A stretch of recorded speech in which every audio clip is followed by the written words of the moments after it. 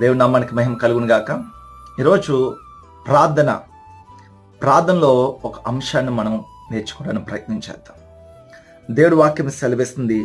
లూకా రాసిన సువార్త 22వ అధ్యాయము 42 నుంచి తర్వాత 42లో 2వ లైను, అయినను నా ఇష్టము కాదు నీ చిత్తమే సిద్ధించును గాక అని ప్రార్థించను. అప్పుడు పరలోకము నుండి ఒక దూత ఆయనకు కనబడి ఆయనను బలపరిచెను. హల్లెలూయా. ఈరోజు ప్రార్థన మనం ఏదో మాట్లాడుతున్నాము, మనం కూడా ప్రభువు చెప్తున్నాము, ఏదో ఒక ఆ మాటలు అలా వర్లించడం కాదు. కానీ ప్రార్థన అంటే దేవుని మన జీవితంలో పరిచర్య చేయనివ్వాలి. పరిశుద్ధాత్మ దేవుని మనలోని పరిచర్య, మన దేహంలో, మన ఆత్మలో, మన శరీరంలో పరిచర్య చేయనివ్వాలి. ప్రేయర్, దేవుడితో మాట్లాడుట, సంభాషించుట, చెప్పుట కాదు, సంభాషించుట. ఈ సంభాషణలో దేవుని పరిచర్య మనం చేయనివ్వాలి. పరిశుద్ధాత్మ దేవుని మన జీవితంలో, మన శరీరంలో, మన ఆలోచనలో పరిచర్య చేయనివ్వాలి.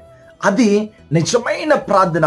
ఆ ప్రార్థన ఫలభరితంగా ఉంటుంది, శక్తివంతంగా ఉంటుంది. ఈరోజు మనం చేస్తున్న ప్రార్థన ఏదో మనం చెప్తున్నామో తెలియచేస్తున్నామో అన్నట్టుగానే ఉందా, లేకపోతే మన ప్రార్థన చేస్తున్నాడు పరిశుద్ధాత్మ, ఇక్కడ రాయబడుతుంది దేవదూత దిగి వచ్చి ఆయనను బలపరచనుంది. హల్లెలూయా. ఈరోజు మన ప్రార్థనలో కూడా దైవ శక్తి, దేవదూతలు వచ్చి, పరిశుద్ధాత్మ దేవుడు వచ్చి ఆయన మనం బలపరిచి, ధైర్యపరిచి, మనలో ఉన్న ఆటంకాలన్నీ కూడా అధిగమించి ప్రతి బంధకాలు తెంచి వేసేలాగా మన ప్రార్థన ముందుకు వెళ్తుందా? ఒకవేళ అటువంటి స్థితిలో మన ప్రార్థన కట్టుకోగలిగితే మన శక్తివంతమైన ఆత్మీయ జీవితాన్ని మనం కొనసాగించగలము. Hallelujah. God bless you all.